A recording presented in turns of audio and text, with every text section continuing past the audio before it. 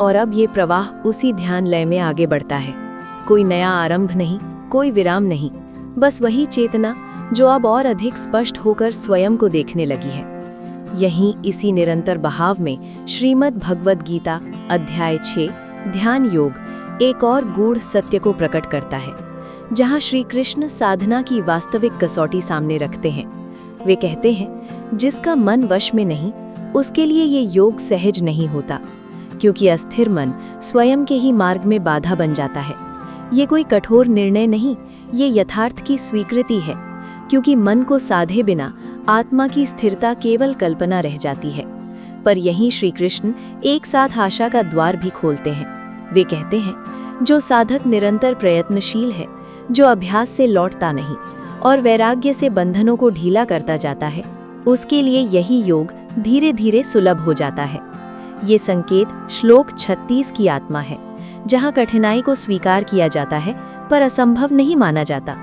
और इसी बिंदु पर अर्जुन के भीतर एक और भी गहरी शंका जन्म लेती है, एक ऐसी शंका जो हर संवेदनशील साधक के भीतर कभी न कभी उठती है। अर्जुन पूछता है, यदि कोई श्रद्धा से इस मार्ग पर चले पर मन की चंचलता के कारण बीच में डगमगा जाए, तो उसका क्या होता है? क्या वो दोनों लोकों से गिर जाता है? न संसार का रहता है, न आत्मा का? ये प्रश्न श्लोक 37 से 39 के बीच बहता है, और ये कोई दार्शनिक जिज्ञासा नहीं, ये अस्तित्व का भय है कि कहीं साधना अधूरी रह गई तो सब व्यर्थ तो नहीं हो जाएगा। अर्जुन का ये संशय कमजोरी नहीं, ईमानदारी है, क्योंकि वही साधक पूछ सकता है जो वास्तव में मार्ग पर चला है। और यहीं श्री कृष्ण का स्वर और अधिक करुण हो जाता है। वे कहते हैं, हे पार्थ, कल्याण के मार्ग पर चलने वाला कभी नष्ट नहीं होता, न इस लोक में न परलोक में। ये श्लोक 40 का आश्वासन है, जो साधना के मार्ग पर डगमगाते कदमों को भी संरक्षण देता है। श्री कृष्ण स्पष्ट करते हैं कि योग भ्रष्ट भी व्यर्थ नहीं होता, उसका प्रत्येक प्रयास उसकी आत्मा में सुरक्षित रहता है, और वही संस्कार उसे आगे ले जाते हैं। अब संवाद और भी सूक्ष्म स्तर पर उतरता है, जहां जीवन और जन्म की निरंतरता खुलती है। श्री कृष्ण बताते हैं कि जो साधक यहाँ पूर्णता को नहीं पहुँचा, वो नष्ट नहीं होता। वो या तो उच्च लोकों में अनुभव प्राप्त करता है, या फिर ऐसे कुल में जन्म लेता है जहाँ पुनः साधना सहज हो। ये श्लोक 41 और 42 का भाव है, जहाँ योग को एक जीवन तक सीमित नहीं किया जाता, बल्कि चेतना की यात्रा के रूप में देखा जाता है। और फिर उस साधक के भीतर पूर्व अभ्यास के संस्कार स्वतः जाग उठते हैं। वो बिना प्रयास के भी इस मार्ग की ओर खींचने लगता है। ये श्लोक 43 और 44 का रहस्य है, जहां आत्मा अपने अधूरे सत्य को फिर से खोजने निकल पड़ती है। श्री कृष्ण कहते हैं, जो सच में साधना कर चुका होता है, वो उससे भाग नहीं सकता। भले ही मन टालना चाहे, अंतरात्मा उसे फिर उसी दिशा में मोड़ लेती है। और यहीं ये स्पष्ट हो जाता है कि योग में किया गया कोई भी प्रयास कभी व्यर्थ नहीं जाता। ये मार्ग समय से नहीं चलता, ये चेतना से चलता है। अब संवाद एक और ऊंचाई छूता है। श्री कृष्ण कहते हैं कि जो योगी निरंतर अभ्यास करता है, अपने दोषों को देखते हुए भी मार्ग नहीं छोड़ता, वो अनेक जन्मों के संस्कारों को पार कर अंततः सर्वोच्च अवस्था को प्राप्त करता है। ये श्लोक 45 का सार है, जहाँ योग को सबसे दीर्घ पर सबसे सुनिश्चित मार्ग बताया गया है। और फिर श्री कृष्ण एक स्पष्ट घोषणा करते हैं। वे कहते हैं, योगी तपस्वियों से भी श्रेष्ठ है, ज्ञानियों से भी श्रेष्ठ है, और केवल कर्म में लगे पुरुषों से भी आगे है, क्योंकि योगी जीवन को संपूर्णता में जीता है। ये श्लोक 46 का उद्घोष है, जहां अर्जुन से कहा जाता है, तुम योगी बनो। और अंत में अध्याय 6 का उपसंहार एक अत्यंत कोमल सत्य के साथ सामने आता है। श्री कृष्ण कहते हैं, सभी योगियों में वही सर्वश्रेष्ठ है, जो श्रद्धा से अपनी अंतरात्मा द्वारा मुझ में लीन रहता है। ये श्लोक 47 का निष्कर्ष है, जहाँ योग का अंतिम लक्ष्य कोई सिद्धि नहीं, बल्कि पूर्ण समर्पण बन जाता है। और इसी बिंदु पर ध्यान योग केवल अभ्यास नहीं रहता, वो भक्ति में रूपांतरित हो जाता है। ये प्रवाह यही नहीं थमता, क्योंकि अब साधक के भीतर एक नई दृष्टि जन्म ले चुकी है, और वहीं से आगे का सत्य और भी गहराई से खुलने वाला है। और उसी प्रवाह में, जहाँ श्री कृष्ण का वचन अब निष्कर्ष नहीं बल्कि अनुभूति बन चुका है, संवाद और भी भीतर उतरता चला जाता है।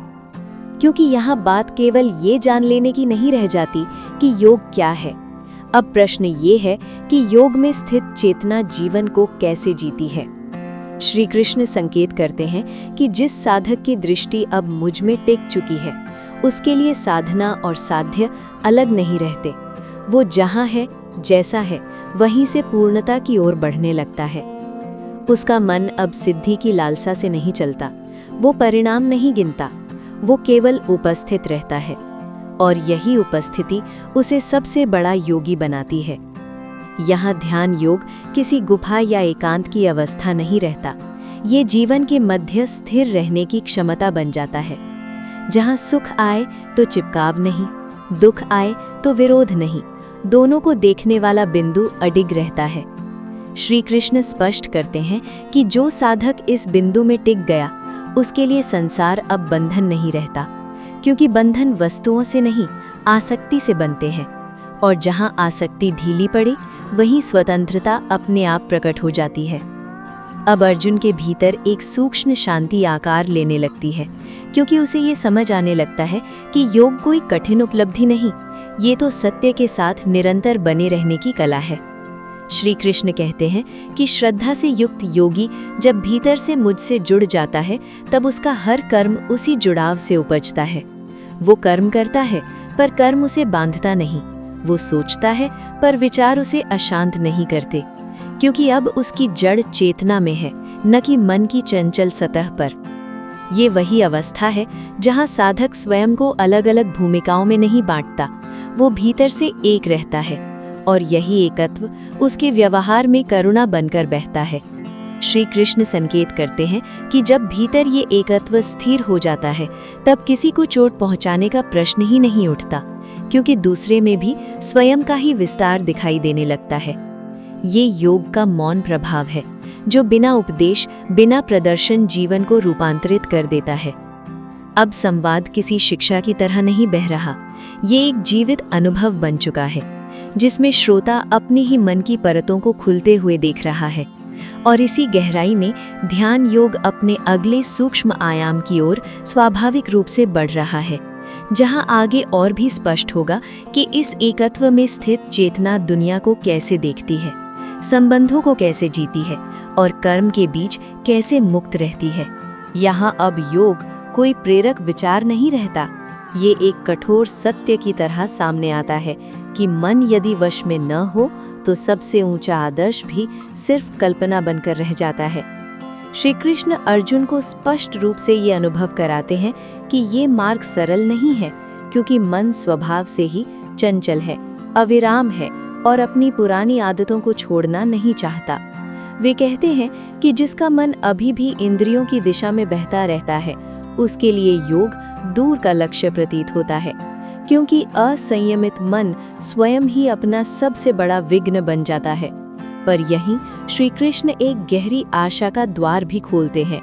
वे ये नहीं कहते कि ये असंभव है, वे कहते हैं कि ये कठिन अवश्य है, पर साध्य है।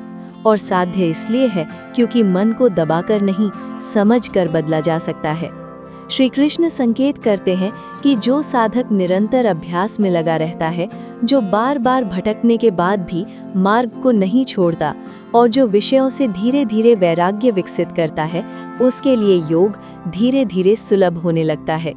यहाँ योग एक क्षणिक उपलब्धि नहीं, एक दीर्घ प्रक्रिया बन जाता है, जहाँ हर प्रयास भले ही अपूर्ण हो फिर भी व्यर्थ नहीं होता। और यहीं से अर्जुन के भीतर एक नई शंका जन्म लेती है, एक ऐसी शंका जो केवल उसकी नहीं रहती, जो हर उस व्यक्ति के भीतर उठती है जो इस मार्ग पर ईमानदारी से चलता है। अर्जुन पूछ बैठता है कि यदि कोई व्यक्ति श्रद्धा के साथ साधना आरंभ करे, पर मन की चंचलता के कारण अंत तक स्थिर न रह पाए, तो उसका क्या होता है? क्या वो दोनों ओर से चूक जाता है, न संसार का रह पाता है, न आत्मज्ञान को प्राप्त कर पाता है? क्या वो बिना आधार के बीच में ही नष्ट हो जाता है? ये प्रश्न किसी बौद्धिक जिज्ञासा से नहीं उठा है, ये उस साधक की पीड़ा है जो प्रयास तो करता है पर स्वयं की अस्थिरता से डरता है। और यहीं श्री कृष्ण का स्वर अत्यंत करुण, अत्यंत आश्वस्त और अत्यंत मानवीय हो जाता है। वे कहते हैं कि हे अर्जुन, कल्याण के मार्ग पर चलने वाला कभी नष्ट नहीं होता। जो व्यक्ति सच्चे भाव से साधना में लगा है, उसका कोई भी प्रयास व्यर्थ नहीं जाता, न इस लोक में न परलोक में। ऐसे साधक का कभी पतन नहीं होता। ये वचन केवल अर्जुन के लिए नहीं है, ये हर उस व्यक्ति के लिए है जो गिरने से डरकर चलना छोड़ देना चाहता है। श्री कृष्ण संकेत करते हैं कि जो साधक इस जन्म में अपूर्ण रह गया, वो अनुभव नष्ट नहीं होता। वो साधना अगले जीवन में संस्कार बनकर साथ जाती है और उसी संस्कार के बल पर वो पुनः उसी मार्ग की ओर खींच जाता है, चाहे वो चाहे या न चाहे। यहाँ ध्यान योग समय की सीमाओं से मुक्त हो जाता है। ये एक जन्म की कथा नहीं रहता, ये चेतना की निरंतर यात्रा बन जाता है। प्रवाह अभी थमता नहीं है, क्योंकि आगे और भी गहन बोध प्रकट होने वाला है, जहाँ ये स्पष्ट होगा कि योग में कोई भी प्रयास कभी खोता नहीं। वे स्पष्ट करते हैं कि जो साधक इस मार्ग पर चलते हुए बीच में रुक भी जाता है, वो शून्य में नहीं गिरता, उसका प्रयास नष्ट नहीं होता। ऐसा साधक जब देह त्यागता है तो उसे उन लोकों की प्राप्ति होती है जहां उसका चित्त विश्राम कर सके, जहां वो अपने अधूरे प्रयासों का फल शांति के रूप में अनुभव कर सके। और जब वो अनुभव पूर्ण हो जाता है तो वही चेतना फिर से धरती पर उतरती है, ऐसे कुल में जन्म लेती है जहां धर्म, संस्कार और साधना का वातावरण पहले से उपस्थित होता है, या फिर ऐसे परिवार में जहां योग और ज्ञान जीवन का स्वभाव बन चुके होते हैं, क्योंकि वहां उसके भीतर छिपा बीज फिर से अंकुरित हो सके। श्री कृष्ण कहते हैं कि ऐसा जन्म अत्यंत दुर्लभ होता है, क्योंकि ये कोई संयोग नहीं, ये पूर्व प्रयासों की निरंतरता है। और अर्जुन वहां पहुंचकर वो साधक पुनः उसी मार्ग की ओर स्वतः आकर्षित हो जाता है। उसे कोई समझाने नहीं आता, उसका मन स्वयं उसी दिशा में बहने लगता है, क्योंकि जो कभी सत्य को छू चुका हो वो उसे पूरी तरह भूल नहीं सकता। यही अर्जुन ये अनुभव करने लगता है कि योग किसी एक जीवन की परीक्षा नहीं, ये चेतना की दीर्घ यात्रा है, जहां हर कदम, चाहे वो छोटा ही क्यों ना हो, आगे की भूमि तैयार करता है। श्री कृष्ण आगे संकेत करते हैं कि जो योगी निरंतर अभ्यास करता है, जो अपनी कमजोरियों से भागता नहीं, जो स्वयं को परिष्कृत करता चलता है, वो अनेक जन्मों के बाद उस अवस्था को प्राप्त कर लेता है जहां कोई अपूर्णता शेष नहीं रहती, और वही अवस्था परम गति कहलाती है।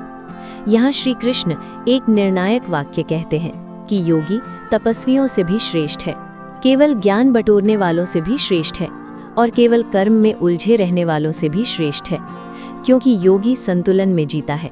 उसके लिए न संसार बाधा है, न साधना पलायन। और अंततः श्री कृष्ण अर्जुन को उस शिखर बिंदु तक ले आते हैं जहाँ छठे अध्याय का सार स्वयं प्रकट हो जाता है। वे कहते हैं कि सभी योगियों में वो योगी सर्वश्रेष्ठ है जो श्रद्धा से, पूर्ण भाव से अपनी अंतरात्मा के द्वारा मुझ में स्थित रहता है। ये स्थिति किसी विशेष आसन से नहीं आती, ये उस प्रेम से आती है जहाँ साधक अपने अस्तित्व को परम चेतना में सौंप देता है।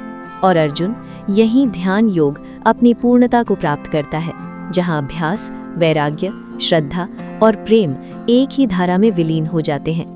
यदि इस प्रवाह ने आपके भीतर भी कुछ गहराई को स्पर्श किया हो, यदि आपको लगा हो कि ये केवल शास्त्र नहीं बल्कि आपके अपने मन की कथा है, तो इस चैनल अद्भुत धर्म कथा को अभी सब्सक्राइब कीजिए, ताकि ऐसी ही और गहन, भावपूर्ण और यूनिक श्रीमद् भगवद गीता कथाएं आप तक निरंतर पहुंचती रहें।